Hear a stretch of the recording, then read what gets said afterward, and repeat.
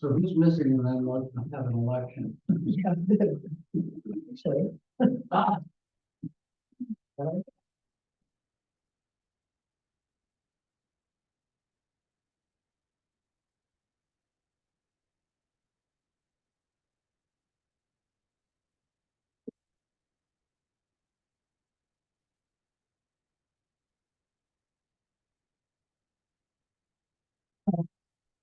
Okay. So, Is this that? yeah, then I'll just do that one instead.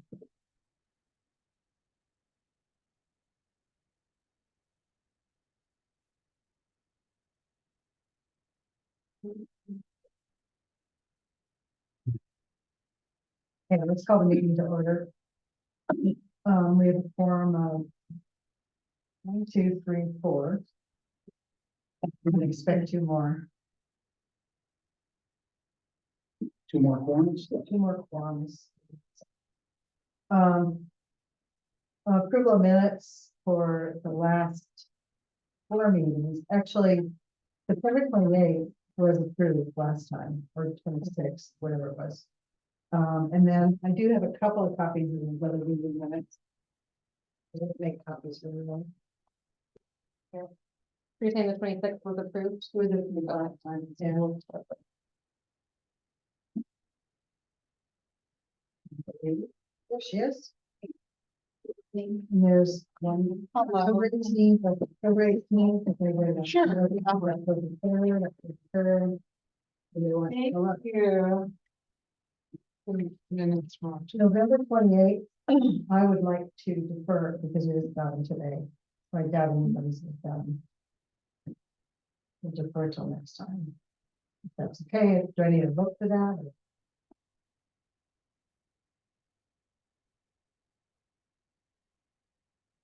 So I can make a motion about October 3rd.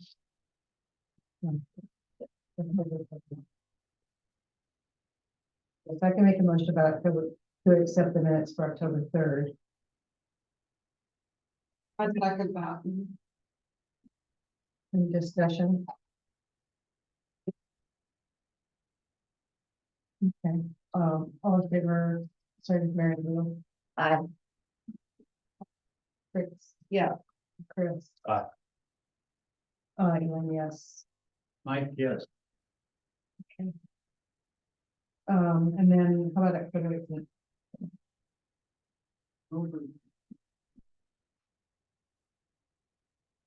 Oh, that was the special meeting we had, right? We did that one all at once. Yeah, that was a procedural one. Yeah, I don't know. It's fine. Move to approve Move meeting to- was of October 18th. I'll second. Okay, and Mary Lou? Aye. Aye. Aye. Aye. Aye. Covers that. Did we wait for David? Or I didn't get a response back from, before we started a review. For some reason, did I think he wasn't able to come today? Oh, they're in Mexico, that's why, Something, yeah, okay. Was there a seconder for the October 3rd? New calendar. You seconded the motion. I seconded the motion for the minutes. Mary Lou did? Okay, thank you. That was Mary Lou. Yeah, that's just. Thanks. It's getting a little bit muffled. Carol, she's online too. Carol, do you approve those minutes from those 2 dates? Yeah. We should add her to the list. I add her as a. Remote, yeah. Okay, so for this review, 5301 East Fort Lowell,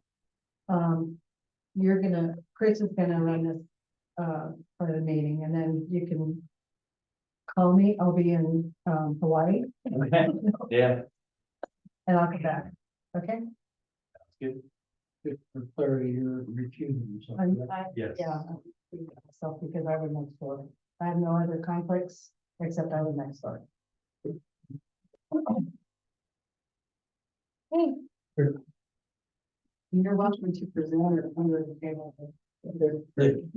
Hey, Corin, Yes, what? was there a motion to continue the November 28th? There was just a discussion. All right, that's fine. That was. What was that? No vote. No vote? Okay. Any lane with left. Okay. It is just a little bit muffled, just to let you know, Okay. the audio.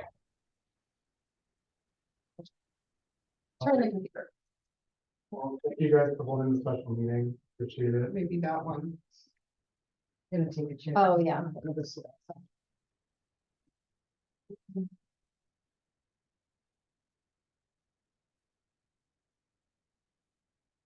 My name's Andrew, I'm with A23 Studios, I'm a licensed architect. Graduated from U of A. I've known Brian, the owner of the property, for 15 years. Yeah. So I'm sure a lot of you are familiar with the history of the property. It was, we did some work for him years ago to tear down all of the unpermitted structures and remove a lot of the homemade additions that were put around and on top of this house. And it's been sad to see it sit like that for so long. But Brian has been doing work to the inside, which is great. And so we're here today to try and get approval to proceed with rehabilitating the exterior of the house. So in terms of exterior improvements, I'm sure you're all familiar with generally what we're doing, but we're repairing the stucco. It's had several different layers of cementitious stucco, hand applied mud stucco from the previous occupants, and just a lot of general disrepair. So that will all be repaired with a lime plaster, and pursuant with the standards for new structures. The roof is mostly asphalt shingle. There are two spots that are low slope and they're too low to use asphalt shingle. So those will get a membrane roofing with a granular top coat that somewhat matches the shingles. And we'll have pictures of that later on. And then the other major improvement we're doing here is we're adding a drive. There's no real drive to the site. And as you know, it used to be that whole lot, which has since been subdivided. So we're putting in a decomposed granite gravel drive to the back of the property, and you'll see all of that in here. So there's some stuff in here about the history of the building. I'm sure you're all pretty familiar with it. You've been staring at it for a long time in this state. So that's the parcel as it is now. It's used to extend all the way to there, but it's just that portion now. Just let me know if there's certain pages you want me to go to. Sure. Or in order. Well, this is just here for reference, so we can breeze through that, but we can come back to it. All right, this is the development zone. I know this was not correct in the previous application. I wasn't involved with any of that. This I did discuss with Wyatt, so I believe this is generally correct. It doesn't very cleanly fit into the development zone establishment criteria. So I did my best here, but happy to discuss that if anyone thinks there should be any changes to that. Do you want discussion now or later? You want to go through your At any presentation? point, yeah, you can bring up questions anytime or comments. Yeah, because I think one of the things that I read through here had to do with this development zone. And we are really actively trying to be more concise and precise on the development zone. And for this piece of property, your use of the whole is really not what we are expecting. And I'm trying to remember exactly how it reads now because we did make a change, but it is more about the contiguous properties and not the entire zone, which is really what you have here almost in this section. Definitely it would stop by the street that is called El Cajon. Yes.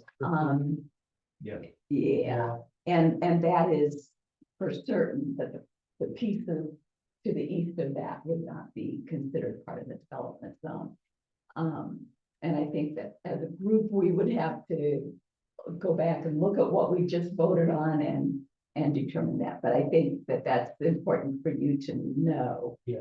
Or it might not be because of the pieces that you're looking at. It might just fit beautifully in its development zone, but there are some changes that we have determined need to be made. Yeah, I think those clarifications would be great in the future too. Absolutely agree. Yeah, that's, I mean, this parcel is a bit different because it's kind of orphaned up here and, so, you know, maybe if it was more interior, it would be cleaner, but yeah, I didn't know if that was a line to draw since it's an unpaved road or how all of that works, but I included everything and we have context pictures all through here.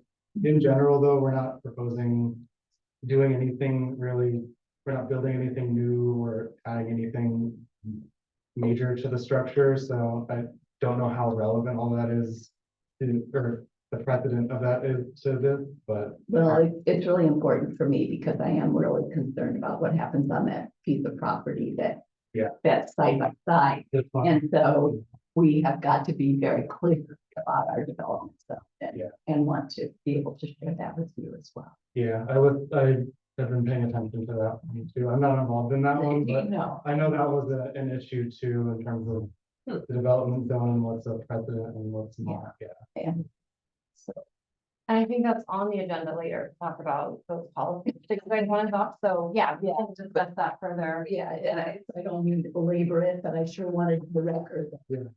We decided that this is not our development zone for this. Yeah. Okay.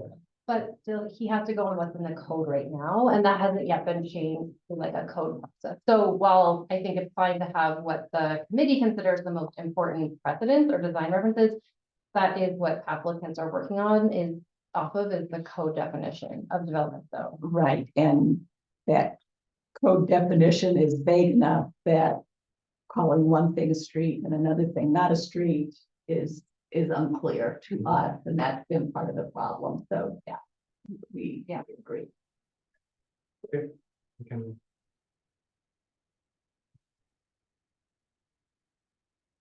Okay, so the house is kind of hard to see from the street, so you may all not be very familiar with it. But this is the front elevation that faces Fort Lowell.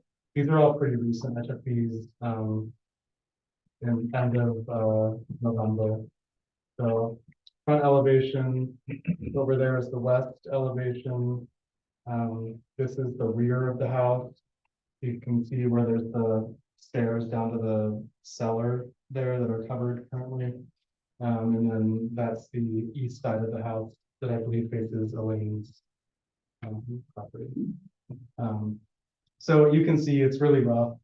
There was a lot of damage done to it when all those additions and modifications were made years ago. Like for instance, this was a door that was never a door. You can see where the old sill generally was. A lot of the openings are like that. The west side is particularly the worst. There's really no original opening left, but you can kind of piece together what was there. And so we've done our best on that. Then the rear wasn't as bad, but you can tell a lot of this was interior at some point or another and had several openings punched through it. And the east side is probably the cleanest of all of them, but it had a sliding glass door, which is on the far right there. And you can see those two portions of the low slope roof that I talked about earlier. You can see those best on that elevation. There's one on the rear of the house, almost across the entire back, and then there's one on the front, call it sunroom, enclosed porch area. So you can move to the next one. So these are just some context pictures. The first three are just from Fort Lowell looking at the property. So this is kind of between the property lines, the schoolhouse ruins here and the house and back. It's pretty far back from the street, generally pretty shielded by a lot of vegetation. But just for context, that's what you'll see from the street. So the next couple pages have some of those precedent. This one is not in the development zone. but I included it because it's just down the street and architecturally is very similar. So may have developed at a similar time.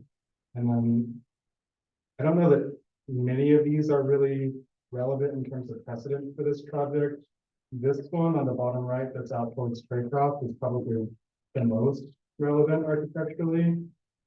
And maybe more similar in time period for this house. I do believe that this house was originally a two-room adobe building. And then it was added on and the gable roof was put over the whole thing. So it's hard to tell. It may have actually looked more like this or the one up there, you know, around 1900 or so. Yeah, these are all houses I'm sure you're familiar with. So this is the site plan. So just a couple of keynotes up here to kind of point you to what we're doing. But we have the existing house. We are proposing a small shed addition to the rear of the property. There's an existing opening there that we're going to utilize, and that's just to house a stacked washer and dryer unit. Existing topography is there. There's no regrading that we're proposing, some minor adjustments around foundations just to help watershed. We have some watershed patterns shown on here, but we're not proposing to modify any of that. The driveway that I talked about earlier will come off of Fort Lowell, and we're being careful. There's some adobe ruins along Fort Lowell that aren't listed. I don't think they're historic. I think they're from the era of the commune, but we're generally leaving them in place. So we're weaving around those, weaving around a large mesquite tree in front, and then coming up on the west side of the property. Because of the shape of the lot, it's not very feasible to park completely in the rear of it without making the whole backyard and west side of the yard a driveway, essentially, and we wanted to avoid that. There are some more mature trees back there that we'd be sensitive to getting too close to. So the parking is at kind of that northwest corner. We tucked it behind the building as much as we could. And just due to constraints of the site, we have some turnaround space in the front of the house that could also be, you know, visitor parking, short-term parking. But that is all going to be decomposed granite, tan colors, so it should blend in pretty well with the landscape. All of the trees, we're not proposing removing any trees as part of this. And we are proposing planting some new vegetation in front of the house, including Mexican red of paradise and creosote. Just trying to stick generally with what's there and bring some color to the landscape. So this is I'm going to tell you, Mexican bird of paradise doesn't grow in my unit. no, it goes really well at my house. I'm Yeah, in your town. Yeah, but we're just enough colder, I think, that it doesn't. Here's some Any of helpful those? statements on native plant species that are native to Fort Lowell, written by various sites there. Do you guys consult any of that as far as the planting is concerned, just to make sure that the Mexican bird of paradise is a plant that's found within the historic district? I did not. I got that from the previous minute, the motion. What was on the last, what was on the, okay. From Sharon, So yeah, but. I included those Right, specifically. that's fine. but I have a lot of it at my house. Yeah, Okay. so it grows farther south. Micro. Yeah. But we're uphill, a little bit uphill from, not much sun. Yeah. Okay, so that's fine, sorry. it's fine. This is the floor plan. This kind of gives you a better idea of what I was talking about of a two-room adobe with a later brick addition. It becomes pretty clear there. But we're not changing any exterior walls. We're not changing, well, I'm not saying we're not changing any exterior openings. We're keeping the ones that are still intact, and then we're trying to refurbish the ones that were destroyed. There's that washer dryer shed on the back. It's just big enough for a stacked unit. That's really it. There are stairs down to the cellar. The cellar is just a partial footprint of that dining kitchen area, and there are stairs down from inside that are really treacherous and very steep.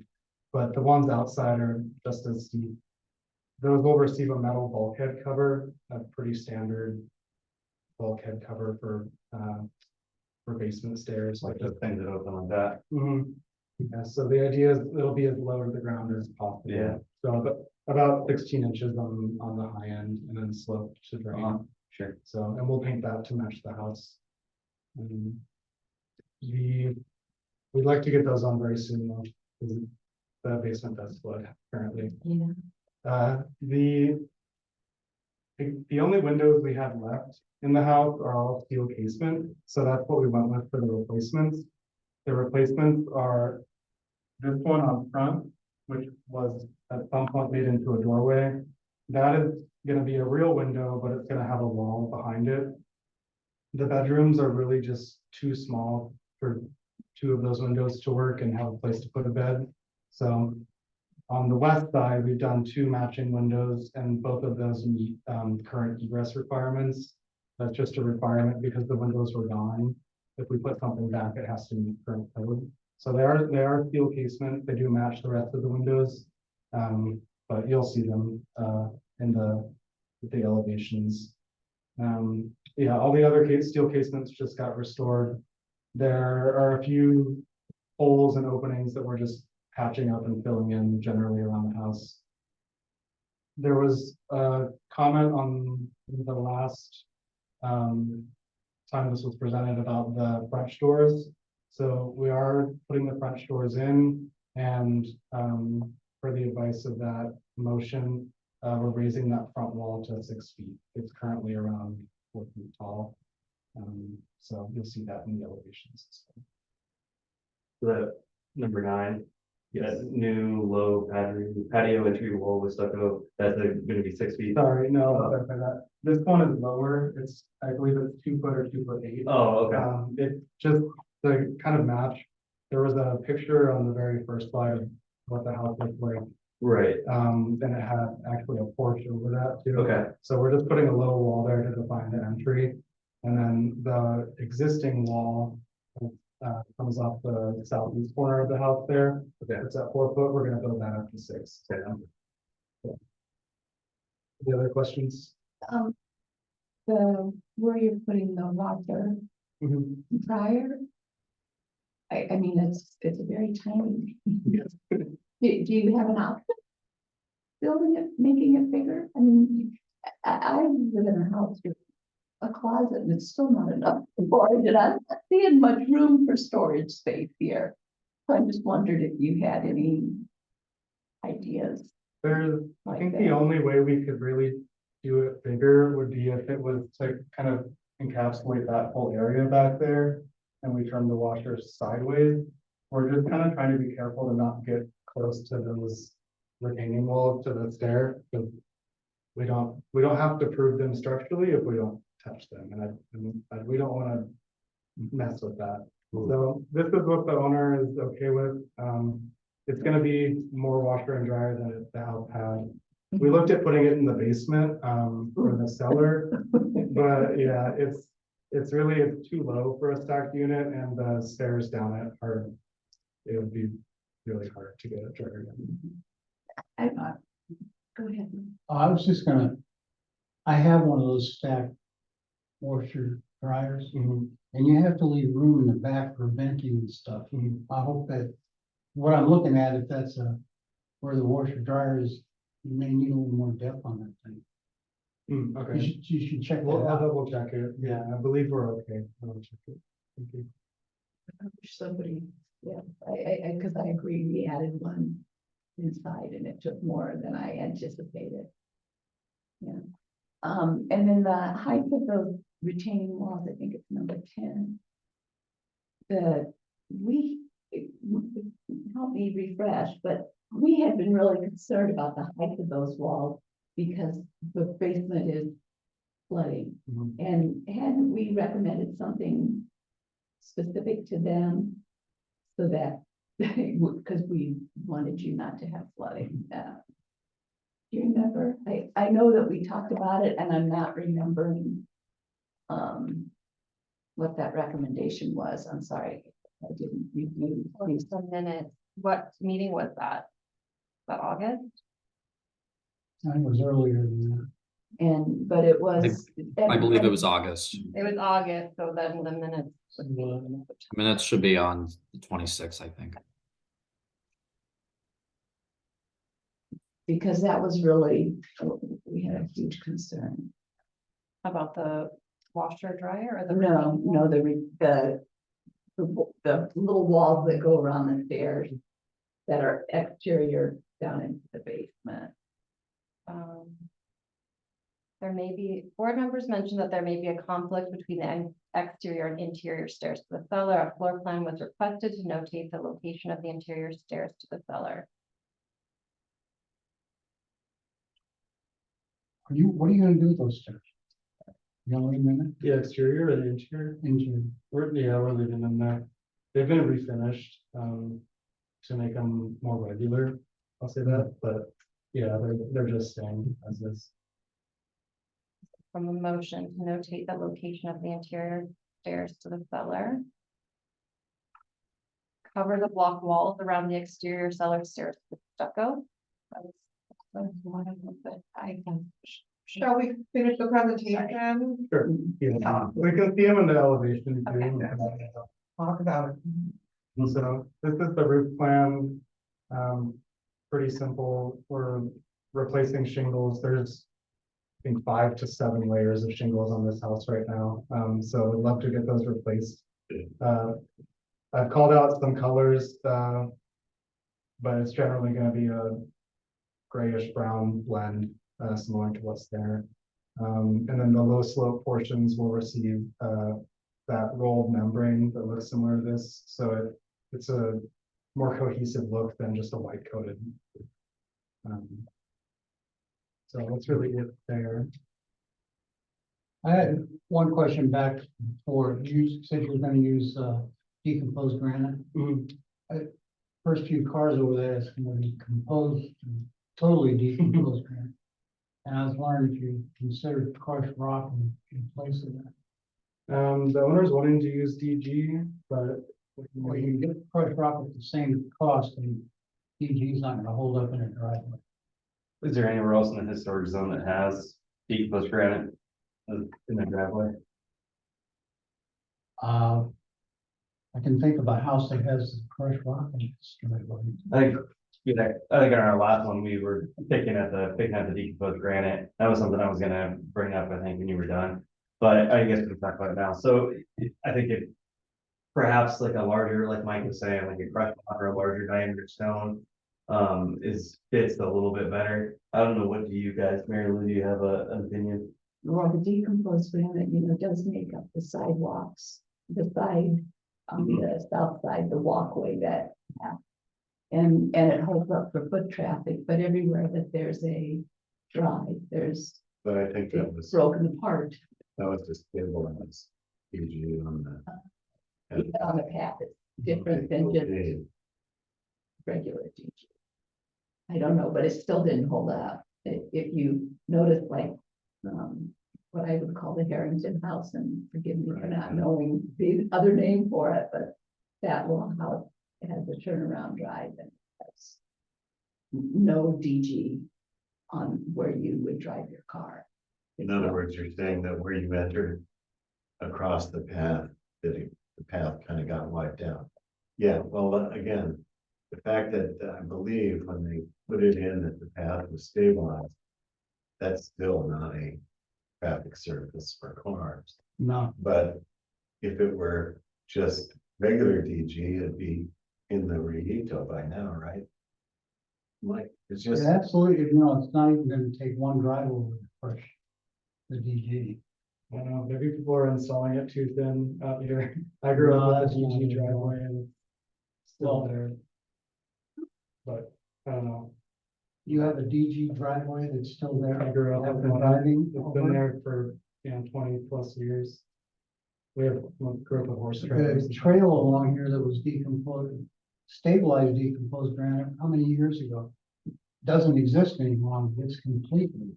That was a pedestrian trail, I think, so that's what Alan was saying. I'm just saying, you consider the weight of a person compared to the weight of a car. Driveways, Yeah. unless, the only way you could do that is if It was just a top dressing on concrete or something like that. I guess what I'm looking at is, right, is where in the historic zone do we use decomposed granite in a driveway? We don't. Right, we don't. So I think fundamentally, when we make a motion, that would be one of the conditions for the motion. Well, That we've got to go look for gravel. something, yeah, so something a larger diameter. I have a question though. Mhm. Does the drive have to be surface at all? No. I mean, none of this. That's an absolutely fair point, Alan. Yeah. Yeah, so anyways, Right. Yeah, so these are the elevations. This is the main elevation from the south. So that's that window that will have the wall framed in behind it, but we'll read as a real window from the outside. Front door, that low wall in front, restored front window, and then that dashed line is indicating kind of the profile of that existing site wall. And so we'd raise that up to 6.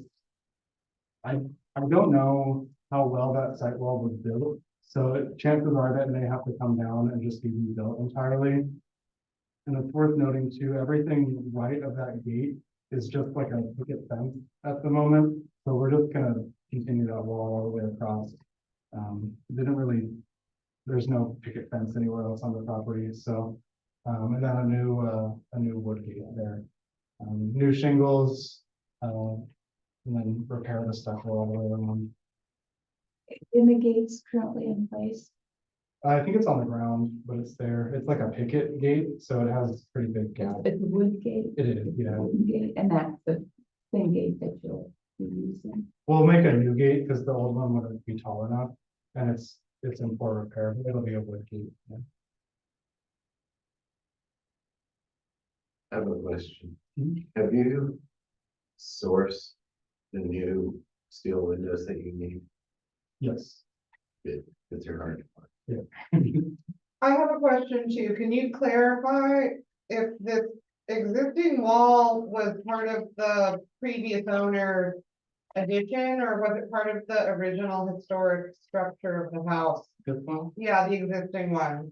I'm not clear on it. Yeah. You can't tell from the quality of the adobe if it's different from if it's like a different style brick or anything. No, not possible. It's early 20th century Adobe. I guess it's more part of the original one. It has, there are a lot of spots where you can see there's metal mesh that's been added to it, and then it's been like hand plastered over with mud plaster. So, you know, I don't know, there was so many site walls and things all around Yeah, the property. But I appreciate your illustration, bringing some clarity to, and the existing and what you're trying to move towards. Yeah, but, all right, so thank you.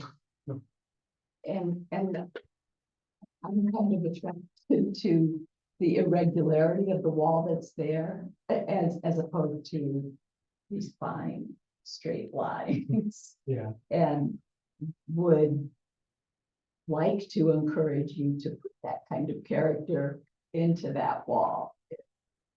But that doesn't, I don't know how y'all feel. So, well, what we're up against there, I don't disagree with you. That moving it up to 6 feet was in order to screen that French door in the back. Mhm. And 6 feet is also our limit for yard walls with the city. Anything above 6 feet have to get special permission and requires more engineering to it and everything. So I'd really like to avoid having to go through that whole process. So if we can keep it at 6, that'd be great. If you all would be amenable to maybe dropping it below 6 in some spots, then we could get the stepping that way. Be happy to do that. And I think That's really what you're asking that's for, what I'm right? asking for, Yeah. yeah, and I don't know what you all think, I mean, I am not trying to. Well, My are we- opinion. I would like to finish the presentation and then come back and do the talking points if that's Okay. comfortable for everyone. Sure, sure. Okay.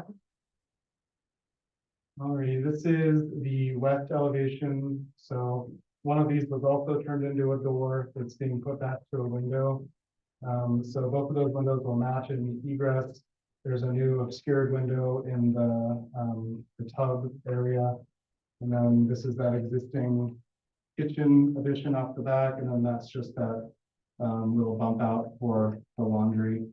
So, and then that dash line we're showing here, that's the location and the approximate size of the rooftop heat pump unit. So it sits below the main roof of the house and it's on the rear. So you can only see it from interior. Is the other dash line the water heater? There was just a weird opening cut there that we're filling in. Understood. Yeah. Mhm.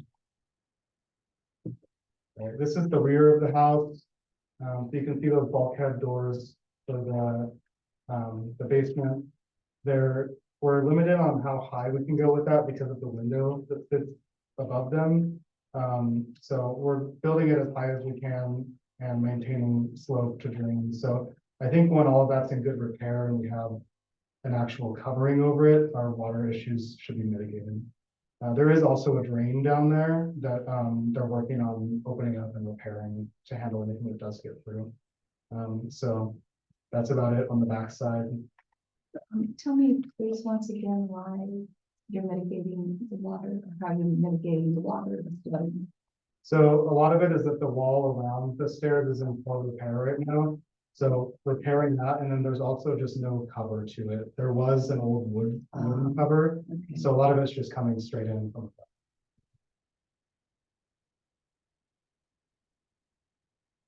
This is the east side of the house. So existing window is refurbished, and then those are the new French doors. And then you can see kind of an approximate line of where that front wall is and raising it up to 6.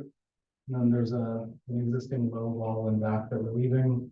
And you can catch a side view of that bulkhead for the stair down there. And again, you can see the rooftop heat pump unit and putting that as far back as we can to screen it from view in the street. And I think that is it. Could you just tell us how the wall transitions from the 6 foot to the 4 foot or whatever that is, that end? So the wall that divides this house and the neighboring yard is up higher. It's about at 6 foot. So it'll just die into The whole length of it? yeah, at least the portion that's along our yard here. At least past the pair of doors, anyway. But then how's it gonna transition back down to that lower wall? In the back, Oh, so in the back. the rear lower wall doesn't go all the way. It only comes out maybe 10 feet from the house and just stops. So it's open from there on? Yes. So I do have a big concern about a continuous 6 foot wall facing Fort Lowell. That is definitely not in the spirit of this historic zone. And we just went through a big discussion around 6 foot walls. And in fact, one of our agenda items tonight is to try and improve our policy communication around walls in this development, in this neighborhood. So to me, that would be setting a precedent of concern, to have a continuous 6 foot wall that's running all the way towards the property line. And especially in an effort to be concealing the door, which shouldn't be there either. It's out of character for this historic building. So a better solution would be to have an appropriate door for the door opening, as opposed to trying to cover up more of the building with wall, is my thinking on it. The gate, you mean that door? The French doors that the wall is. Okay, so going There, to yeah. that. there's, the east side of the house, this wall is here so that you wouldn't be able to see the east, these French doors facing east. But the French doors are fundamentally inappropriate for this neighborhood, in style, so concealing them is not necessarily the right pivot as opposed to getting back on the more appropriate material, like, wood doors. Okay. So there's currently a sliding glass door there, which is Also definitely wrong. very wrong. Yeah, correct. So we do want a door out here because that's our only access to the yard, other than the front door. And then just to be able to have the natural light in there, there's really only one window in that back room, and that back room is quite large, which is the dining and the kitchen. So that's really the idea behind that. But it's a doorway that we're making a door. So would you be requesting like a pair of solid doors? That would be more in line with the guideline, with the design guidelines for a porthole. The French doors should not be visible from the street at all. And then the 6-foot wall to mediate that is not necessarily the best solution around. Okay. So I'll counter that by saying it's not visible from the street. This house is, I think on the site plan, there's some dimension.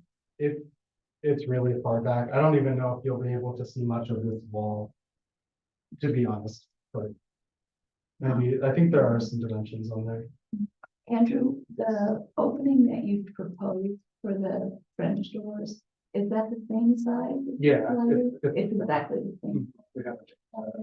And I think, is there, like, from the picture, it doesn't look like there's a step up. It looks like the opening to that door, is that great? There's a little bit of a step down. It's like a couple inches.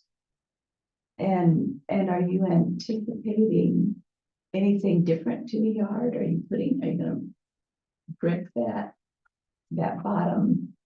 No. That step out, I guess. It is brick currently. There's a bit of a brick. brick Okay. walkway there, and then the rest of the yard is dirt, and it slopes down a good bit. Yeah, Yeah, I don't know if there's, going to something that is, so the lot is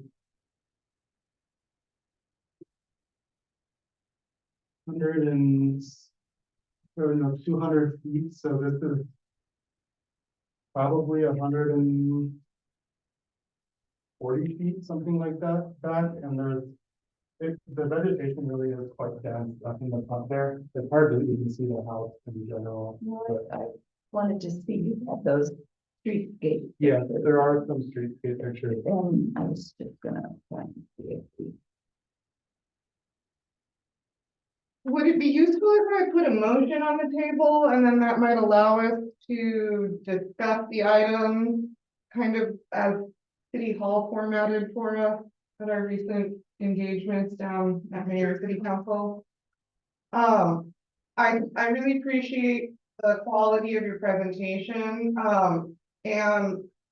For me, I'm seeing a couple of concerns coming up, but I see a really good, strong intent in this project, and we want to see this house restored. And this is a much higher quality presentation than the last time we discussed this project in this room. Some items have been brought to our attention by the Tucson Historic Preservation Foundation. So I was just going to take a minute to kind of go through these items, if that's okay with folks, because we have the benefit of some consultation, as well as anybody else's items that they want to maybe get piled into the motion. Because I think that you are pointing in the right direction, but there's probably some finer points to discuss. So, it kind of came up the development zone. I'm moving that we accept these plans with some conditions. Just to get the development zone updated, our last meeting, we did have a policy update. It hasn't moved into the UCD yet, but it's the cutoff is at El Cayenne. And it's just a slightly smaller number of buildings to compare to. So I would suggest to have the development zone updated. I think that this project would benefit from a little bit greater historic perspective on the period of significance that you're restoring to. Because I did see that your narrative, while talking about this time period in which things were getting damaged, is not looking back to the territorial building time period, and it's contributing. That is its historic resources at the time of build, not the damages that occurred through various owners. So I would just consider bringing that context to your overall design conversation with this building. I have a concern about the casement windows. To me, it seems like a lot of those from the original period of time that this building was built, those openings have been compromised. Like you pointed out that there was a windowsill. But that a restoration of this quality should be moving towards restoration of the period of significance. So I'm a little worried because we were tipped off that the casement windows that are going in here were pulled out of a Sam Hughes house that was built probably in the mid-century. And that's off timeline with this house, as well as the existing casement windows that are in the house, those were window upgrades at some time. From probably what was wood hung windows, or single hung windows probably. So I just wanna, for me, the casement windows are not appropriate for this structure. I'm glad to see that you're gonna remediate the basement. Thank you. Let's stop getting moisture down into the building. I'm personally, I'm okay with the granite driveway. The French doors were a concern for me. Let me see where else I'm moving here. I think the doors in general should reflect that same time period. I don't remember what the door is on the back and on the front, but they should represent just the same question about the. Can I ask a question? Yeah. Too, about the period of significance? Yeah, So the original 2-room adobe definitely checks out as being early 1900s. The rest of the house, which is the majority of the house, I believe is much later than like 1930s or 40s. A lot of it's built in red brick, and the casement windows may actually be original to that. So I don't have clarity, I guess, on what period of significance we're restoring to. And would you like to see a different treatment to those 2 periods of the house? Yes. I mean, may I, Chairman? Please. Okay, so I mean, the house was built in 1916, and it was built as a teachers for the school site. It was originally 2 rooms, and then probably within a decade, there were additional rooms added. There's absolutely no way this building wouldn't have had double hung with windows. I mean, the opening, the fenestration size, when you look at catalogs from Tucson Window and Zap, which existed during the period, it was all double hung with windows. And the openings are consistent with the size of those. And in fact, if you look at the picture on the front of your own presentation from the 1970s, you can see a double hung wood window on the front elevation. Over here. Yeah, you can see it. So Good one. yeah, so then you had multiple iterations where you had these additions. That was originally a porch that was built in, so that was a really compromising modification to the house. And then during the commune period, which we can just call it that, steel casement windows were pushed in, all the wood windows were removed, and these smaller steel casement windows were added, which changed the proportion and the rhythm of the house, particularly on the west elevation, the south facing elevation.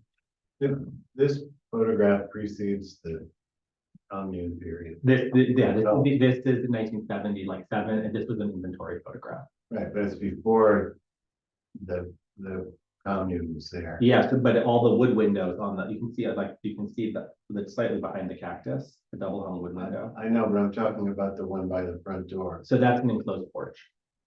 Right, and Yeah. it has no significance. No, It's territorial. It has no significance. And yet, when this was inventoried, it was considered contributing. The house is, but the porch was an addition. I mean, it's a non-contributing 1960s. You're saying that wall there that has the front door Yes, was that is. excluded from the contributing status? to the No, building? but if you are looking at character defining features, the period, that modification is outside the period of significance. Right, so why should it be speculatively restored to a period when it didn't exist, when it was a porch? I mean, that would be Well, but, the conclusion of that. but I mean, but or you would say it absolutely should be restored. That this is a non-contributing, diminishing a feature to the building, the porch enclosure. And what would you restore it to? I think if you opened it back up, you'd see that there's a wall there and there was, there was probably a very similar. Can we look at that plan? Yes. the height is 80. Seems to me there are a lot of periods of significance associated with this building. I think there was around like 3 separate additions to it from what I can tell. And that window is gone now. No, so that window and the front door is what's there. This appears to have been an old porch that was filled in, and then a new porch was built in front of that. And then that new porch is no longer there. But I would say, Alan, my concern is, you have window openings and fenestrations that were part of the character feature of this house when this property was inventory, and not unapproved changes were made to the exterior, which diminished the size and put steel casement windows in that were from the 1970s or 80s. Which windows are you referring to? Like window number 5 on this elevation, which is being proposed now, the steel casement window, and the Yeah, windows number and the 5. windows on the west elevation, the west one. So these two, You're saying that those These- original opening sizes may be, these are modified. When you go out and look at it, there is a sill that is still intact that has been filled in, and then there are steel casement windows that have been shoved into the space, reducing the they? size of the fenestration. these aren't the windows. Those are the windows that have been. No, these are new ones. These are new ones made to look like the ones that were shoved in that were just removed. That So- fit in that opening. They So- fit in that smaller. That fit in the smaller smaller opening. opening. So what you had was, you had wood double hung windows that were more vertical than square. As these are. But I guess what I'm saying is, if you could demonstrate what the original opening size was for this window, these two on this, and the one on the south Well, it's 3 elevation. actually, you're right. But the rest of them, I don't think there's any argument to be made that those should be dummied up to look like something that they never were. Yeah, but these 3 should absolutely be restored. I guess, I do we have any think that's a documentation more, on what those would have been? They're pretty thoroughly destroyed openings. The sill is still there, which gives you the width. So have you been up to the house like in person? Mhm. There is like a bill there that was like a hand applied ornamentation thing, but any actual like projecting still doesn't appear. You can see it there on the right. No, so this is like foam. No, down at the bottom. That where you up all the way. this line Yes, right there. here. That So, yes, that's what I'm saying. That's like foam with stucco over it. It goes like this. and under that is the sill. If you go and look at it, the sill's there. You think it's buried in there? I'm certain of it. Absolutely. So you had larger window, and you can see that it was filled in to accommodate the steel casement window in the 1970s or 80s or 90s or whatever You're they. saying that it looks like plywood at the bottom. Yeah, so this was the original fenestration. You had 3 windows. And then at some point during the commune period, this was filled in. You can see the plywood framing, and then a small window put here that changed the proportion and the shape of the window and the material. Fair enough, but I think trying to apply what was in the Arizona Stash catalog to the stuff that has the flat roofs is It's speculative. But it just never had fiber. This was built, I think this was probably actually originally designed by Jobstead. If you go back and you actually look at who the contractor was and the work was being done. I'm talking about the low slope roofed portions of the house. The porches. No, the whole back room with the basement Mhm. has a low sloped roof. Mhm. And it has windows that are have been there since the 70s, at 50 years, or more. So if you leave the steel casement windows in those spaces, and then in these spaces where the windows are gone now, you actually go back to the original. That to me seems a more reasonable ask, but I think to try and make the newer stuff look like it was part of the original building is not something that appeals to my sensibility of how to treat this project. Because it's a building that's been added on to, and the additions are in a different style than the original. Now, the incursions into the old existing building, that's a whole different story. That's just my point of view. And I don't have a vote. I think we're on the same page. I also don't have a vote, but I think we're on the same page. And I understand your point too, it's well taken, I don't know. Because If even we do, single hung wood windows on those three and then the rest of the house, does that do anything for the historic integrity of the house or? I think that there are only, this house has what, 3 or 4 character defining features. You have the material and the finish of the plaster. You have the size and the material of the windows, and you have the roofing. And there's some doors. There's just these houses just don't have a lot of ornamentation or character defining elements that are ornamental. Certainly in this case, it's all been stripped. Whatever was here has been stripped away. So I would argue that the window fenestration and having double hung wood windows, like the proportion of this elevation looks odd with that small square window to me. I think when you look at houses and properties from this period, it would have had a window that is more vertical than square. And even the way that the line is cut, to have a divided casement like that on the front of this house, which was in 1917, it just seems odd. And the door also, that was added last year as part of the recent remodel, but actually has nothing, it was just harvested from somewhere, it has nothing to do with it. So you're salvaging and saving something that just recently added. Yeah, to clarify, it's a salvaged door. There was no door. But we're trying to align the sills here in front and none of the heads or lintels really align around the whole thing. So it's hard to kind of pick that line. And that's not just the neighborhood, because the neighborhood has irregular window openings, and like even any of the examples that you showed, like that's part of the character of the neighborhood, is that they don't even out to an equal windowsill. They have this kinds of variations or that character. I think that depends on the development. Yeah, I think that's more indicative of the kind of rambling stepped roof structures. I think this is more of just a evolution over time. I think the windows are different sizes, and they're, now this one's been being raised up, so to me, it's just, I don't know, I see that the form and flow when I'm thinking about looking at this building from the street is losing its original character when the window holes are changed.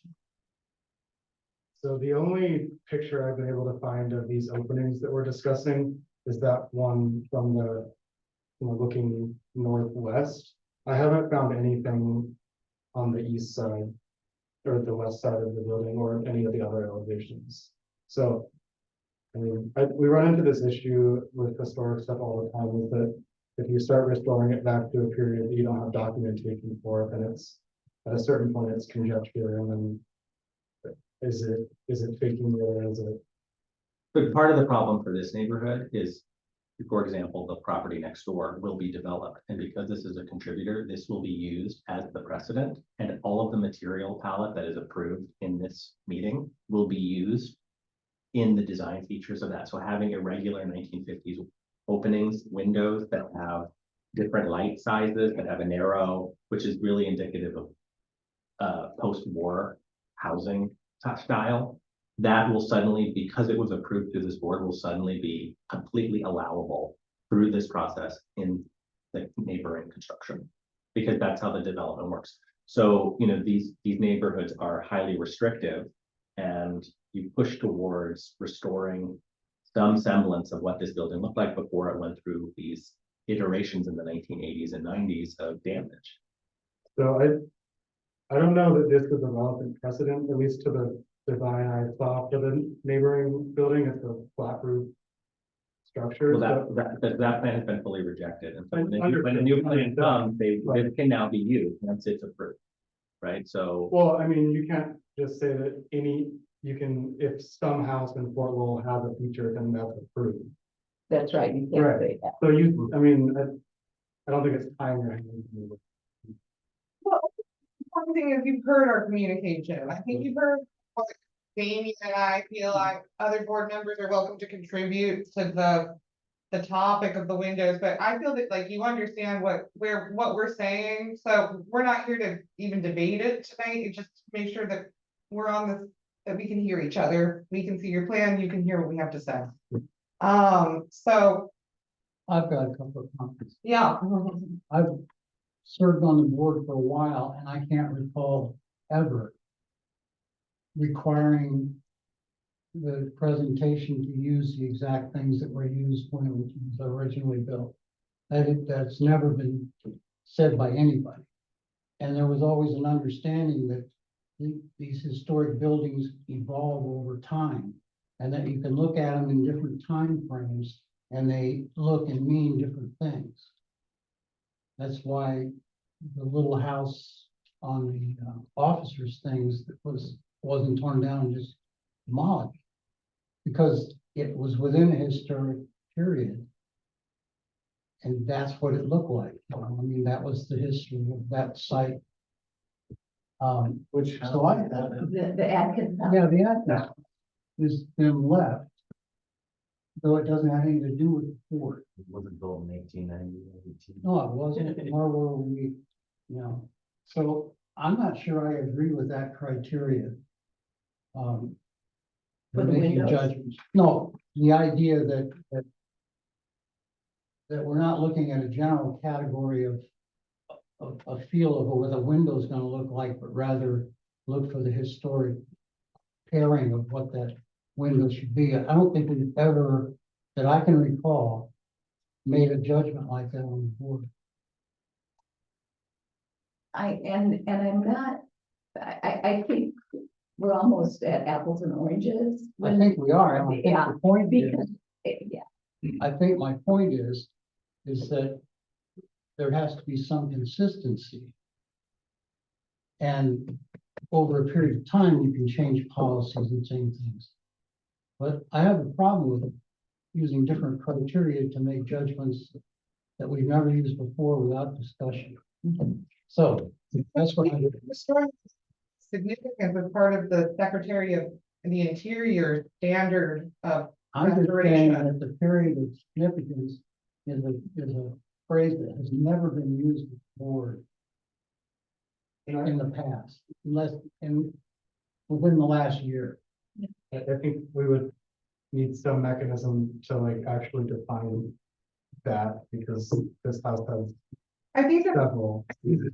that's so significant that you are building to, like, it's not clear. We know that we're remediating something from the commune, but now we've got a turn of the century home and mid-century windows, so it's part of that, bringing that clarity to the design vision.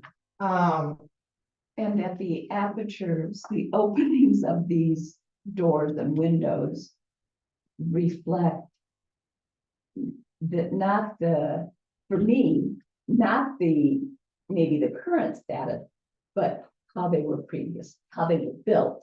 And I think, Mike, that's the difference. I'd like to see these windows as they were built, not as they are currently.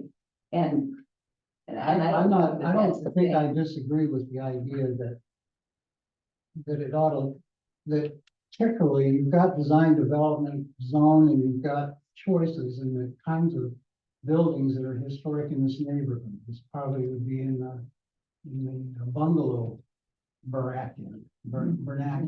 Mhm. So what I would expect is that you have that vision for what this ought to look like. And that, you know, that's the historic detailing, then you ought to be using. But you never presented what the concept was. And this, when I look at it, is so different than the elevations. Maybe you can show that south elevation with all of the interesting wood and stuff going on. Look, it doesn't look at all like this house. You mean the, The very. No, I'm talking about the photograph, not Oh, this. First slide. See, that's what I got a problem with. Now that looks, you know, like arts Okay. and crafts and stuff. But don't you think this and this was there in the 70s? Absolutely. That is a 70s, but yes, that was there. All I'm saying is to try and change that to make it look like it was built, you know, when Carl Hayden was built. No, I'm suggesting that you either keep the porch like this, you put back the screen door and you give it the same quality as this photograph. Or you remove that porch and you restore back what's inside, which was that was a porch. You're saying that wall you think should be torn down? I'm saying that would be an alternative option. The two options are keep that wall with that door and that weird steel casement window from the 1960s and 70s, or restore the porch. The porch that's out in front of it. No, what is in there. That's It's behind it. What's behind it. There was an entry wall, a door and a window. Full point. Could you? If you went to the overhead view, the floor plan, it would be easier to understand.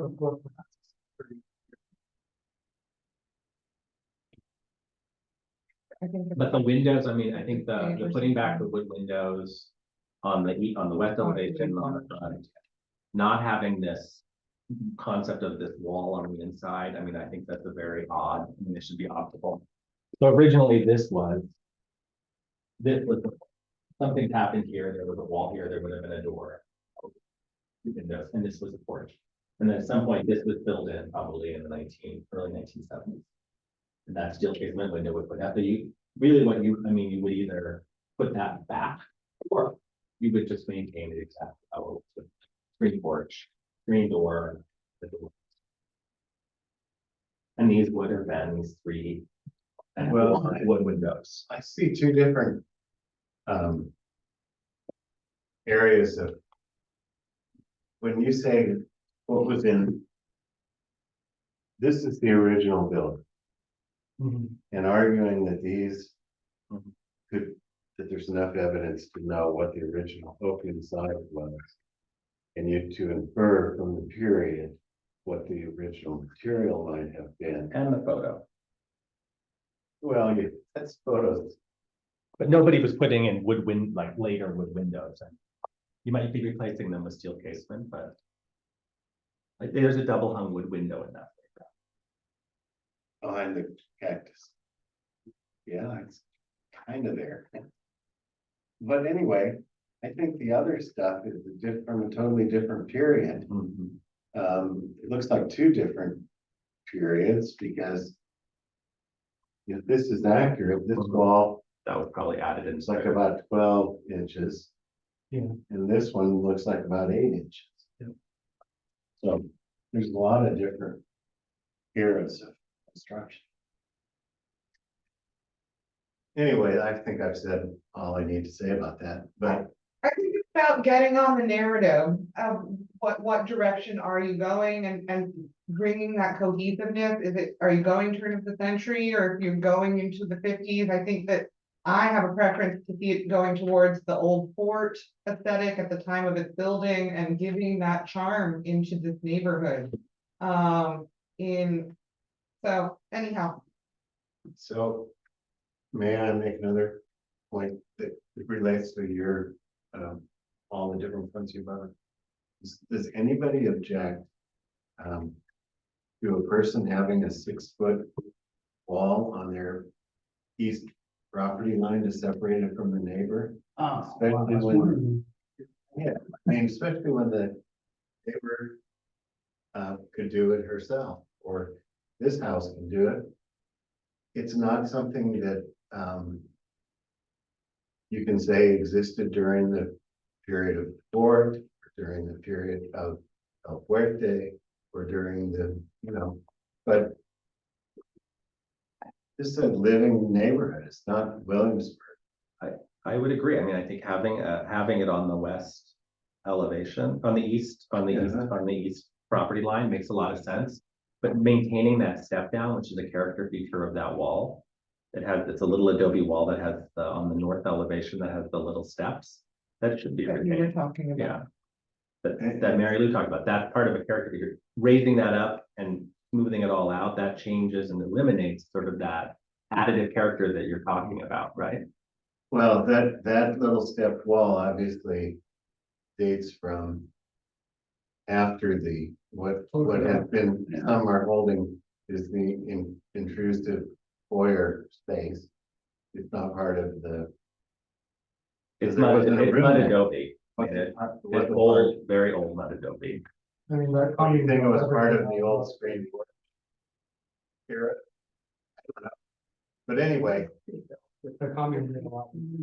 They probably took it from the schoolhouse. Well, they probably. there's a lot of buildings. Yeah, that's probably what happened. So I have a comment about the wall. Please tell me what the difference is in elevation between this 6-foot wall and the one we dealt with the last time. No, what That we I, want, I'm not talking to you, oh, I thought you were. no. Where we required a 4-foot wall. It doesn't shield the house. That, It shielded the entire house, that's why we didn't allow it. for this, you did allow. it. But the street, you did allow it, but the streetscape. Is that we're not obscuring the house. We're looking at putting a wall for the yard, which is a different, it doesn't change the streetscape so that the house is still visible. However, that straight line of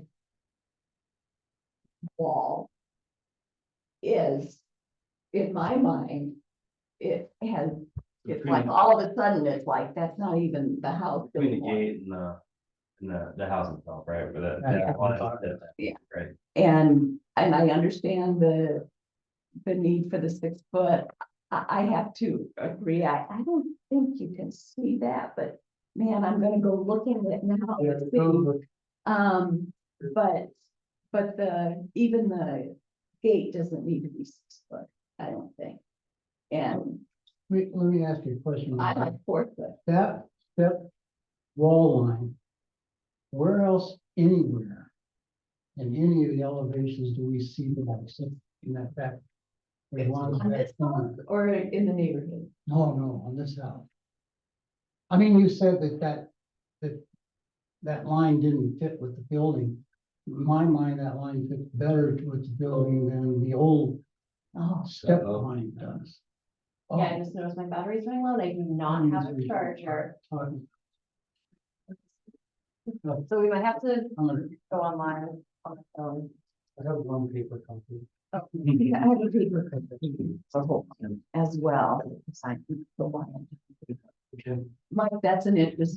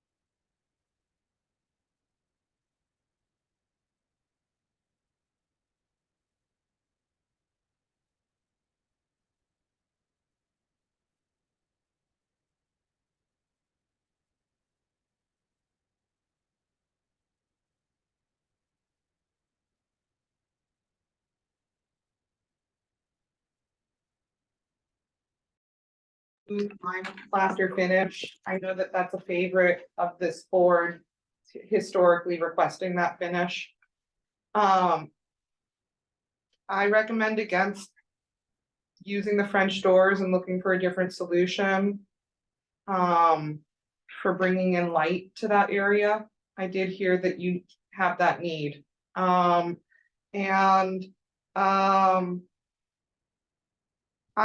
personally have a concern about the conditional concern about the window getting blocked off, the one that faces the street, to provide a flat wall within the interior of the home and a dummy window facing the street. Was that still part of this proposal, right?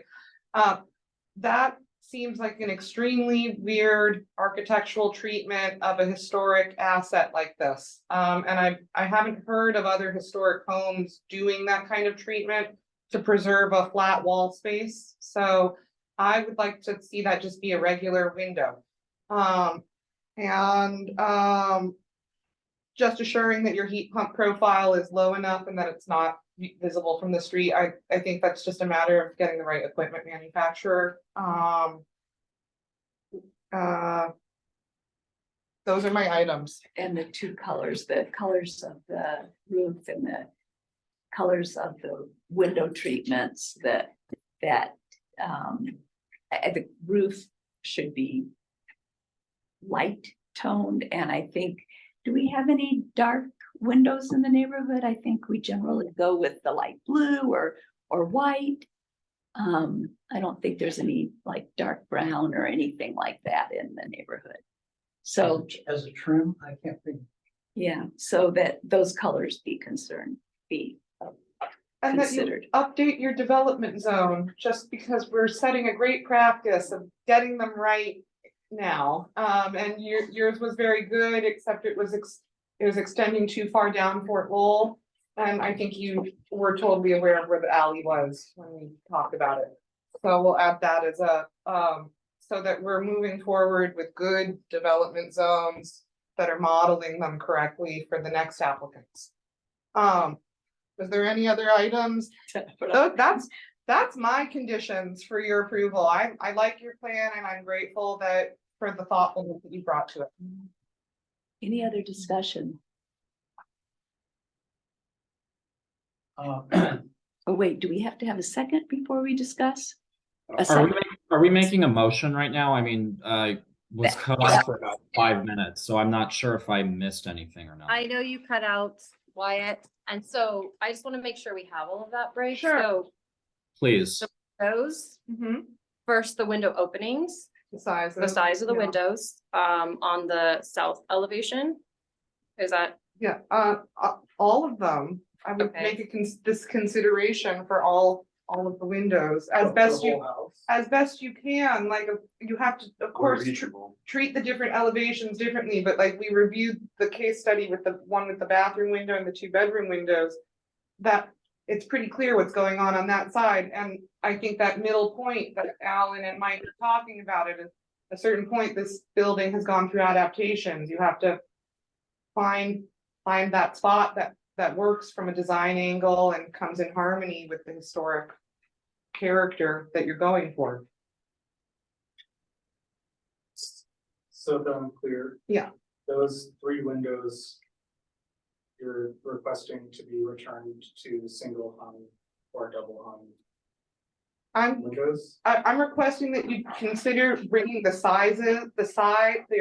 try to make the size of the windows more in line with the previous window openings that existed, where they were taller than they were wider, more like a double hung or a single hung wood window shaped hole. In terms of the openings, and then for the materials, yeah, secondarily, the material of the window, I suggest a wood window.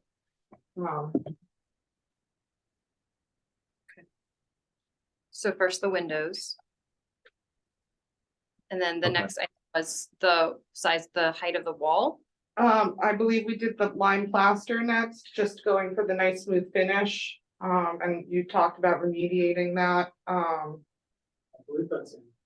Yeah, okay, then then maybe that item's not needed, because we're on the Condition. I saw that you're gonna restore it and get the cement out and stuff. Great. the French doors should be addressed with a different design solution for bringing the light into that area of the house, that isn't a French door treatment. Just assuring that the heavy equipment is not visible, just finding the right equipment. Did you mention colors? Colors. I think that your roof colors you covered, but just assuring that the colors are Light, it's not dark. light toned and in character with your development zone. And the windows, or like the treatment around the windows is not dark, but also like the light blue or the white. That's more customary in the neighborhood. Updating the development zone and coming together for a final review of your awesome creative solutions to these issues. Can we clarify development zone real quick? You said that's, Yes, I have it here if it's helpful. so if that's still, does this still need to be codified? Or your clarification or amendment to? So far, what the neighborhood has adopted is like a policy for this board that you intend to move forward with. But the development zone has not changed in the UDC. It applies to all HPZs. So to change that for one neighborhood would need a unified development code amendment. What I suggest is that you could have a policy going forward until you make that code amendment that refers to primary design references, and that's what the board will be looking at most closely when applicants come to the board. That would be a way you could kind of put your intent into some sort of policy, but it would mean that applicants still do have a development zone as defined by the Unified Development Code. But of course, are you saying that just for, I mean, and I don't want to get off track, but Yeah. just for clarification, are you saying that El Cajon is not? Yes, it's not considered a street per the definition of a street in our code. Even though the development zone defines it? I mean, it's pretty clear that like waterways can define. A wash can do it. It's a Yeah. definition, so like Yeah. you are making this policy interpretation inside of PDSD, just based on what? And certainly not, Yeah. not the standard practice of this board for 40 years. Yeah, so I can bring back the definition of street in the code and how that's interpreted, but yeah, it's not defined as a street, or the way that lane functions And is how not a would you street, just, yeah. and then, I mean, okay, we can talk about this. We're gonna have to come back to it. Yeah. Let's try to wrap So up this I motion. think just the wanna point make is sure, taken like- though, that you consider the primary design references that this applicant could look at, should look at is west of that street. I think that's probably the easiest way to address that in the short term. There you go. There you go. Yeah, or the Okay. ones that are closest to you. My point is, I don't want to revise that and then have the city. Yeah, exactly. So what I would suggest is keep the boundary, but maybe we could note on there Jason. the adjacent properties and those west of Yeah. Cajon. Okay, sorry for the confusion that we're still Mhm. going through around understanding development zones. I second that motion. Thank you. More discussion? I have I believe our development criteria says that French doors are not our favorite thing, but they are acceptable. Is that not true? But not if they're visible. And that's the problem, is making sure that the wall manages to cover it enough so they're not visible from the street. So thus the that's wall, great. if the wall is 6 foot tall, they can have a French door without any problem. If we approve the 6-foot wall. See my problem? Say I do. Talking about Yeah. a side part of the building that really does require more light. And we're creating a situation where they can't get that when, I don't think that's the intent of the historic board. I think it's up to the designer to bring us different type of solution based on this feedback. Is what I would say, like, That's we're what not we're here hoping. to solve the design problems, we're just talking about some of the issues we see. And then you're gonna solve them, because Because you're smarter than we you're obviously a skilled architect. are. Yeah. And, you know, no, I'm done. Is it possible for us to have a I was vote? gonna say, do we want to vote? Just for the record, the design guidelines do say not visible from adjacent properties or the front. It won't be if you put a 6-foot wall. Well, that was the solution. So, That was a possible solution. but we All right, were, do we want to vote? All right, so Mary Lou, with the conditions, I'm in favor of my motion. Mike, I am opposed. we have Carol. Still? Did you say Carol? Yes. I abstained. There are issues there. It was a very interesting discussion. And certainly this house has gone through many iterations and changed with time. And it's a Rubik's Cube. So I abstain. I will vote in favor. So thank We you, have- Carol. one nay. Thank you for your thoughtful efforts. Really greatly appreciated. This is a great presentation. They're not always as easy to understand. Thank you. Thank you very much. Appreciate it. And I am not able to stay, but Elaine will be coming back in, so you guys can Apologies for the technical difficulties. move along. I'll get a copy of that motion. Yes, yeah. Okay, thank you. We will definitely share that. Thank you very much. Yeah, have a good night. You as well. Thank you.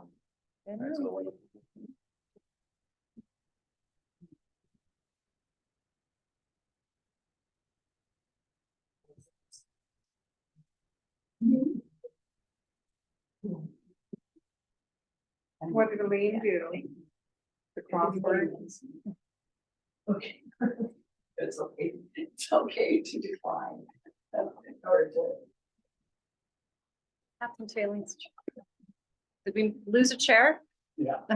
There's one. Oh, you took it with you.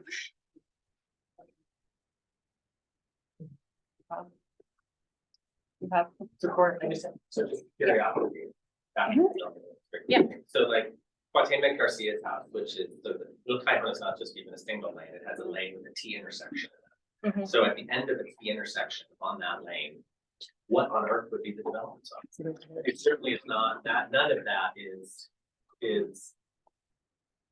I mean, if El Cajon is Yeah. just part of Fort Lowell Road, how on earth would you create a development zone? At the end of a T intersection on a road? On a road that's only a road. On a road Yeah, that you're sure. saying isn't even a road. I'm not sure that property, but there are these situations where sometimes we have to create the development zone specific to that site. So there is a process in the code to do that. But yeah, I don't know that specific site. That's a So- good question. Yeah. I mean, it's just, Yeah, and I think I think this is worthy of more discussion. That's what I think we wanted to discuss with the policies that's on the agenda. Yeah, well, Or not these, but- what we want to do is meet with you and discuss the Sure, sure. policies, we Yeah. gotta figure out Okay. about this stuff. Mm. And not tonight. Yeah, okay. So they can be part of an Because it's ongoing 8:30. conversation. Yeah, yeah. In the So- middle of the holiday season. My little Yes. conversation with Mary Lou regarded board nomination, because I asked her if she would take the chair for next year, and she agreed to. And I'd also like to ask David Peets to take a co-chair or vice chair, whatever it is, vice chair. Mhm. So that there's more than one person in charge. Also, Mary Lou's not super keen on checking email every day and, doing those kind of things. So I think, and David is more that way. So I'm gonna meet with them, sometime in the next month before there's another meeting. But I'd like to nominate, well, first of all, to nominate Mary Lou to take the chair. And then if you agree that if David agrees to take a vice chair, to elect them as the new officers for next year. I second that motion. Any discussion? So because the reason is Bell's leaving, Chris is leaving, I'm leaving, Carol Maywood's leaving. So we need more board members. Did we get a notice into the newsletter?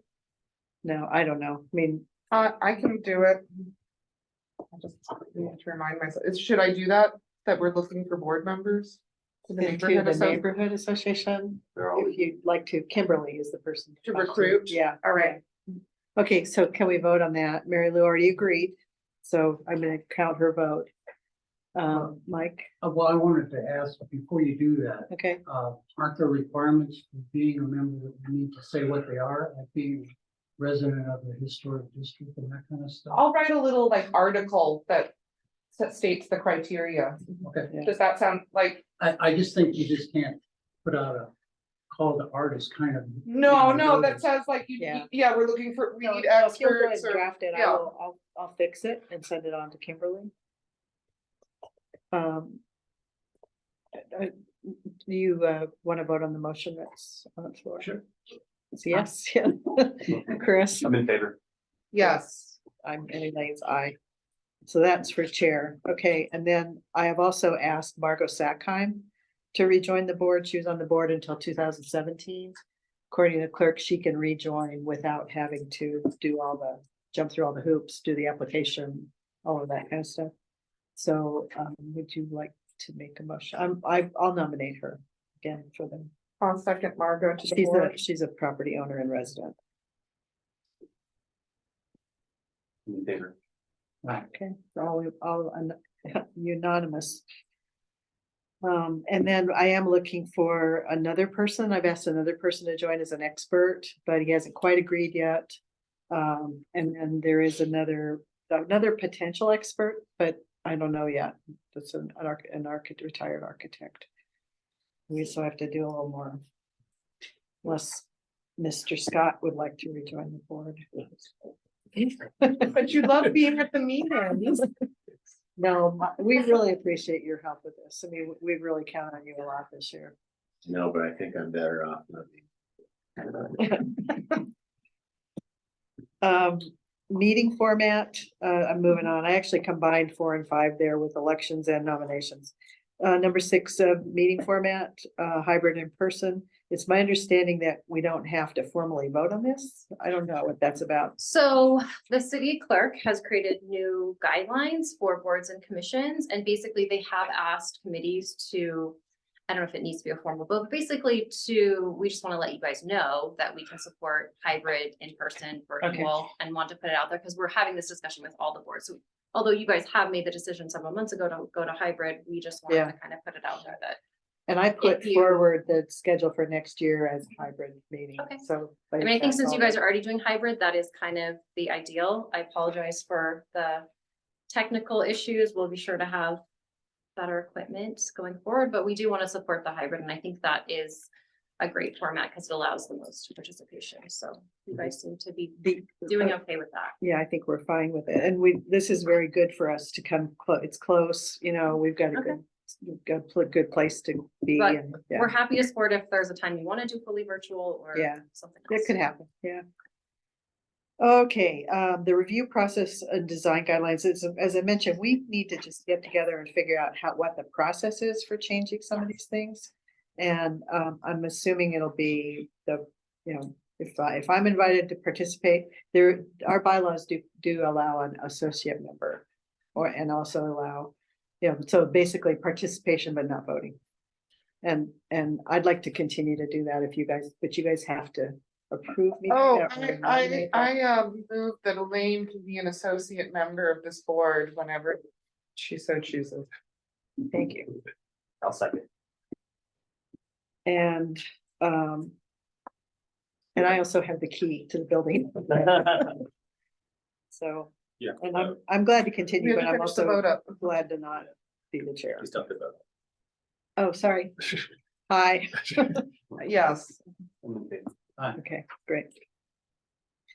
So the process review, that's kind of the next piece. We want to get some of these things nailed down and some of them get very complicated.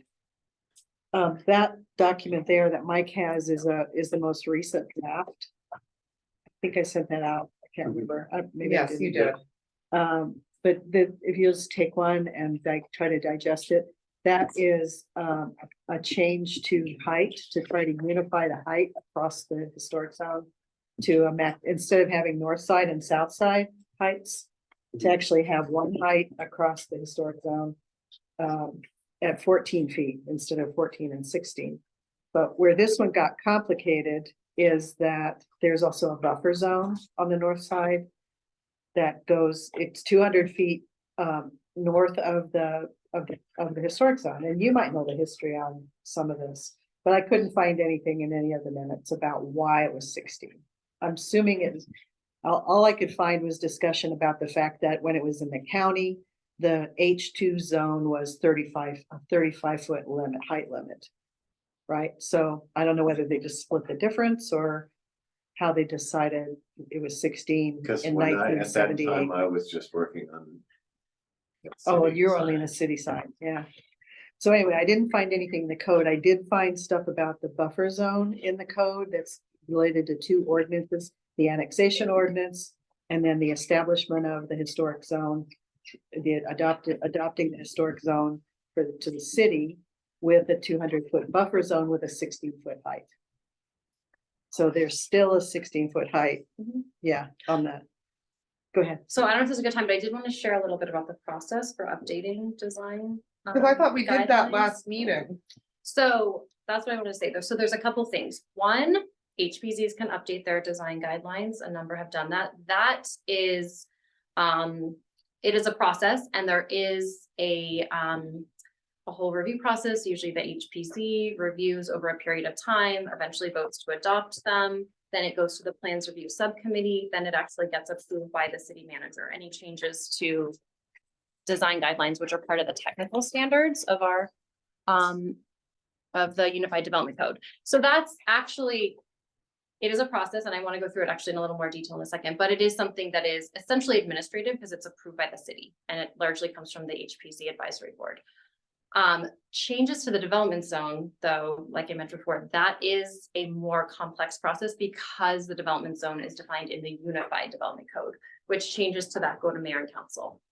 So that's something that I think we should discuss further, the development zone. So I mentioned tonight, you could look at primary design references for the interim based on your policy that you've adopted around Kai-Hon. And then we can have a discussion about, you know, the definition of street and explain a little more how the development zone is defined currently Yeah, in the cause code I and think why. that there seems to be a language disagreement in how that code is being interpreted. So, cause we just updated our policy based on how we understood the language. So Right. there's so- just like a fun, Yeah. just two different readings of the same text, it seems like. Yeah, so I think that should be on a future agenda. It could be the next Yeah. agenda where we come with a little explanation of Yeah, how we're unless it's interpreting it. And because we there can are share actually that in advance. 3 of these policy statements that we've done so far: development zone, wall height, and now building height. So what I want to say, so on what my suggestion is, you guys can consider this, is for these changes in terms of height, walls. So these are defined in your design guidelines right now. So Mhm. really what you're doing is making Changing updates the to your design design guidelines. guidelines. Yeah. But those need to be available to applicants. So I would suggest, look at the items that you want to change in your design guidelines, adopt those together so it can go through the process of going to plans review subcommittee, going to the city manager, and then it will change your design guidelines okay. because it will be open to applicants are available to the public. Right. And I do, you guys have maybe already talked to like West University and Armory Park because they've made some changes to their Mhm. design guidelines. West University made a lot of changes. I think, I'm not sure exactly when, 5, 6 years ago, maybe Yeah. longer. Armory Park is still in that process. I would definitely talk to them about what that process has been like. I think they have gotten a little, you know, it's been a slow process because they're making a lot of updates. And because So- it's complicated. I It's mean, the time complicated. When you do start the touching research. any Yeah. one piece, it does require a lot of Yeah. research. And then I did want to also say specifically on height, we did ask colleagues in the Department of Transportation to do a survey of a number of buildings in Fort Lowell because we realized that was one of the big issues coming up with 5259 East Fort Lowell. So we want to share that survey with you guys so you can consider that when you're looking at height, is what is the height of existing structures. So that's something, a resource we can Yeah, make available. And we did that, we did some of that ad hoc ourselves and Yeah. put them into a spreadsheet. Yeah. Yeah, so that's definitely, the thing that gets confusing about this is if it's in an ordinance, it's a zoning ordinance, it's probably even different, right? And the rules are probably different still, because you wouldn't want to change the height of the buffer zone height if it's in an ordinance related to the annexation, right? And so anyway, that's this one. So what I'd like to do No, though. can I ask a quick because- question? well, Oh, what I'd like to do is I don't want to get caught again with somebody saying 16-foot height, it's in your code, it's into this. And if we have a policy that says this is what we're adopting as a policy, so that it's not an automatic rubber stamp when it gets reviewed by staff. That at least they're notified, they're looking at this policy, you You can can't, say it's in review Yeah. of the new design standards, yeah. I just had a quick question about the process you described. What's a reasonable timeline for the city to perform the follow-up functions to move this into the public getting it? Like if an applicant comes, we've got to be here within a month. So like, what's the timeline for the city executing that outcome? For the design standards? the Yeah, design when we're guidelines? doing Yeah. our updates, like, cause I hear that it takes a certain amount of time for it to functionally flow in so that it's there when the applicant's starting their process. What is the expectation around that timeline? So for how long it would take to make the changes to the design Mhm. guidelines. So it'd really be based on the HPZ advisory board adopting the changes and then going to plans review subcommittee and then essentially the city manager. So it depends how long it takes to adopt your new standards. So I have two questions. One, can you Yeah. forward the administrative policy that outlines how that's changed? Because there The- must, The like, design guidelines? yeah, the design guidelines, there must be an administrative policy that you're outlining, right? So there's, because. It's in the code, yeah. Okay. I'll send it, yeah. Yeah, So, just, and then the second, so the really, I mean, the timeline. neighbor, I mean, the board can continue to adopt these and then can just collate them at the end of like 6 Mhm. months. yeah, there's Exactly, one more coming. And in the then, process. and the board could give them to you to put a post online so that the public still could have access to them now since they're in review and ask for comment. So people can comment on them. I think it'd be great to ask for Yeah. comment from the public. So that I way, agree. before you do a final, Yeah. Yeah. final review, there would be an opportunity for I input. agree. I think that's a very good tip. So, And people would know that they've already been tentatively adopted. so in the spirit of ending this meeting, and let's have a little glass of something. Is there a motion to adopt this policy about height? And I know you haven't read it, so it's kind of preliminary, but it really is just to say that in the HPZ itself, the height is unified as 14 feet, no higher than 14 feet for new buildings or additions. and it Or also do you just want to wait until next time? conveniently calls out the Post Trader Store as an exceptional building in our neighborhood that is not really the point of comparison. It's an atypical. And so it very clearly, once and for all, says that this one singular resource is different than all the others. How can it be different when it looks just like the next one down? Well, But the other one, but it's higher. in one it's- In terms of the Same height. look of it. Yeah. What about the one at the, at the west end of the Quartermasters? The It's- freestanding building. It's That is like 12 not- feet. The freestanding one, we measured it. 13 feet. Yeah. We were out there. Nothing's over 14 feet. We went also down in this Adobe Del Bosque, nothing's over 14 feet. No, I heard. We went to Yeah. even the new stuff is. We can, I haven't yeah. read this. I'm sorry. Yeah. I was share gonna that say, with I me. will share the Yeah. survey, we just got them, from transportation that surveyed not all the structures, but a handful, on Fort Lowell. Yeah. So we'll share that with you. I don't remember off the top of my head the maximum height. I guess. I probably shouldn't say anything because I haven't had a chance to read through this.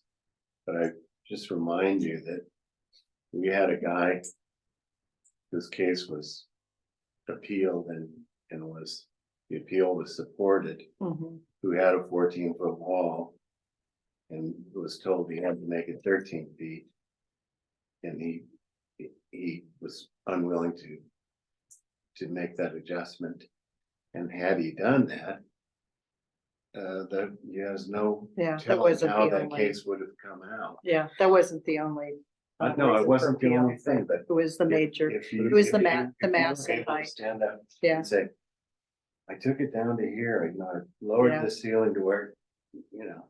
But there is this strange thing that's happened where the development zone height doesn't really matter. Like, as everybody points to this design guideline, says, oh, you're allowed to have 16 feet. When it's actually the development zone that defines your true height. And I guess that's the other Excuse me. thing that would be interesting to take into consideration, which is. There was a reason.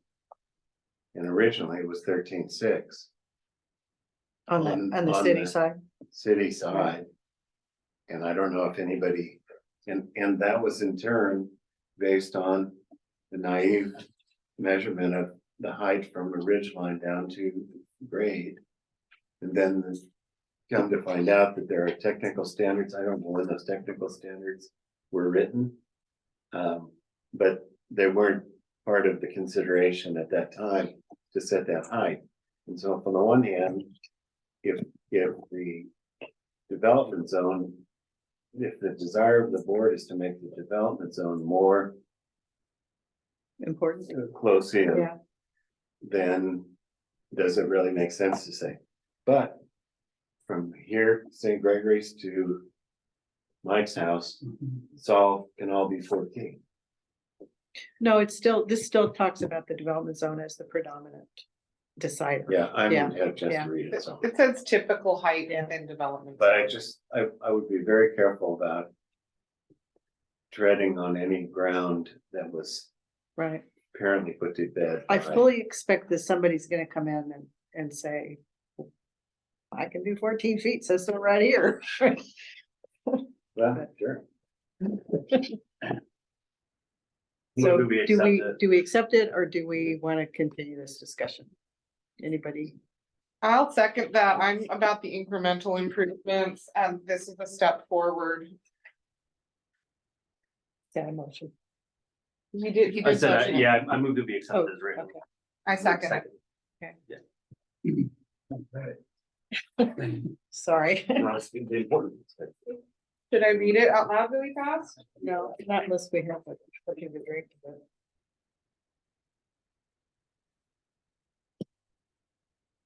You could like skip to the last page. It's the That's whole, fine. it's the part of that.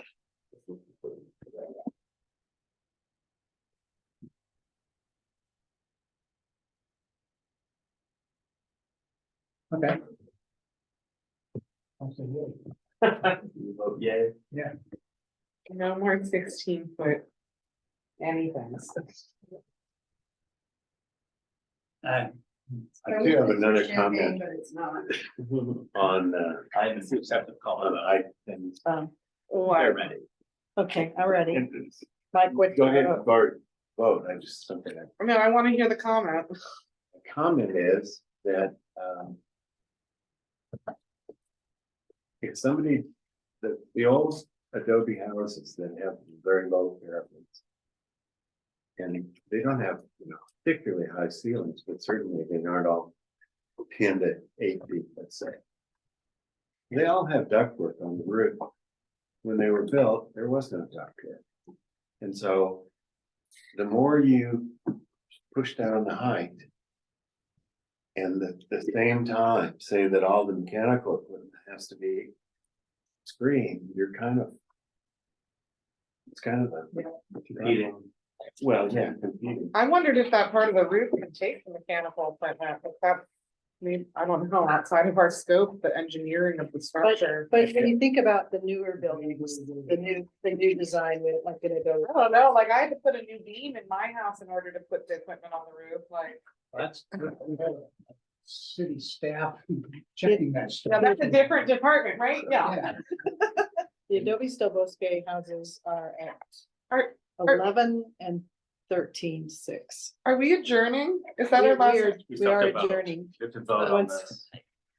On the side. Mike, So would you like to vote? We had a motion, we had a second. Mike, I say yes. I'm in favor, I'm in favor. In favor. and Carol. Carol, Aye. Carol, I wish you were here Yeah, we do too. because I'm gonna toast you in a minute. I want to None toast for me, thank the you. people who are helping with us. Yeah, we have 6. because I want to thank you all for your work this year. It's been a tough year. Mike Bell, you've been on this board for how long? Off and on for 20 years. Thank you. I moved to adjourn. I second that motion. We're adjourned.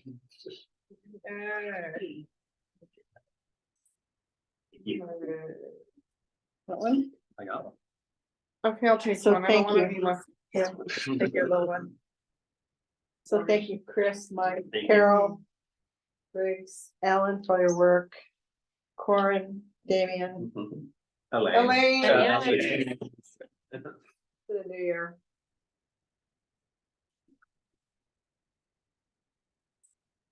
Thank you all for your service on the advisory board. Really appreciate it. Thank you. Okay, I'm gonna go. Have a cookie, take one with you. Thank you, Wyatt. Totally. See you around. There's like a gala.